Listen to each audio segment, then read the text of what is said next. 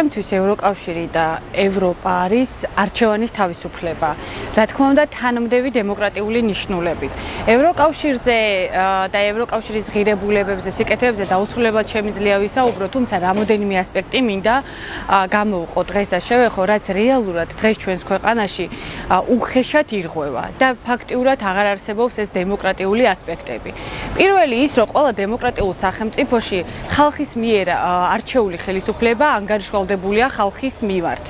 ჩვენთან ეს დღეს სრულიად გაუცხოებული გრძნობაა და ის კი არა, რომ ხალხის დაკვეთებს ასრულებდეს ხელისუფლება, კონკრეტული ოლიგარქების, მაღალჩინოსნების და პოლიტიკური მაღალი თანამდებობის პირების დაკვეთებს ასრულებს.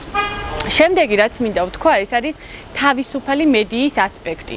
კრიტიკული მედია არის აუცილებელი მამოძრავებელი ძალა დემოკრატიული სახელმწიფოსი.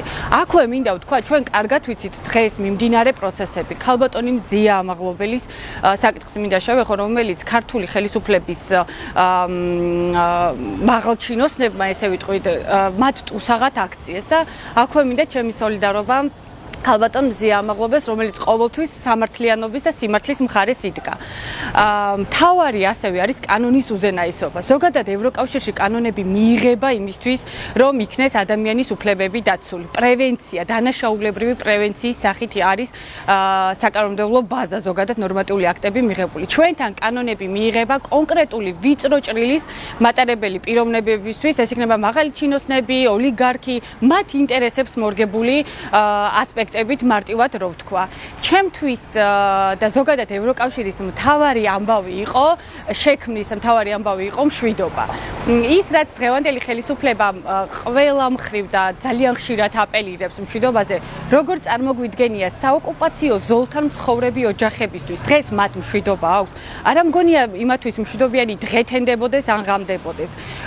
მე უკვე ვერ წარმომიდგენია საქართველოს ცენტრალურ ქუჩებში გადაადგილება უსაფრთხოდ. ჩვენ ვიცით გარკვეულწილად რა მოვლენებიცაა და გვესმის ყოველდღიურად უბედური შემთხვევები.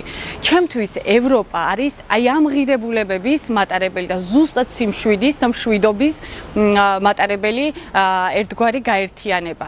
ჩვენი წინაპრები 10 წლეულობით იბრძოდნენ დასავლური კურსის შესანარჩუნებლად.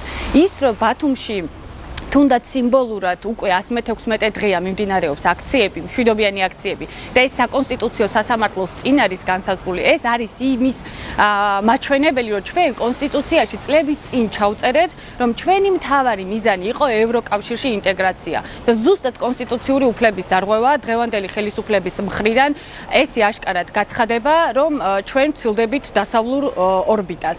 ჩვენი წინაპრების ბრძოლას ჩვენ აუცილებლად ჩვენი თაობა ბოლომდე მიიყვანს და მე ვფიქრობ და დარწმუნებული ვარ ღრმად, რომ ჩვენს მომავალ თაობას დაუტოვებთ ევროპულ საქართველოს. ერთ-ერთი მშვიდობიანი ხერხი, რომ ჩვენ ევროკავშირს და ევროპას ვაჩვენოთ ჩვენი ევროპული განწყობები და ის, რომ ჩვენ გვინდა მათი დიდი ოჯახის წევრობა. ამიტომ დესტრუქცია ნამდვილად ჩვენთვის მისაღები ქმედებები ანუ ხერხი არ არის და ეს ერთი ასპექტი დაგვრჩა, რომ დემოკრატიულად მშვიდობიანად აქვე მინდა აღვნიშნოს სიტყვის და გამოხატვის თავისუფლება დაიკარგა დღეს საქართველოში. რასაც ევროპა და ევროკავშირი ჩვენ ამის გარანტიას გვაძლევს. აი ეს ზუსტად უწყვეტი აქციები ამის მანიშნებელია, ხო? ის რომ ცარიელი ბანერის გამო შეიძლება ადამიანის სისხლის სამართლებრივ პასუხისმგებლობაში მისცე, ან უკეთეს შემთხვევაში კიდე ადმინისტრაციული წესით დააჯარიმო. აი ამის პროტესტის ნიშნულად ჩვენ ვდგევართ დღეს 116 დღეა უკვე გარეთ და ვაპროტესტებთ არა ევროპულ ხელისუფლებას.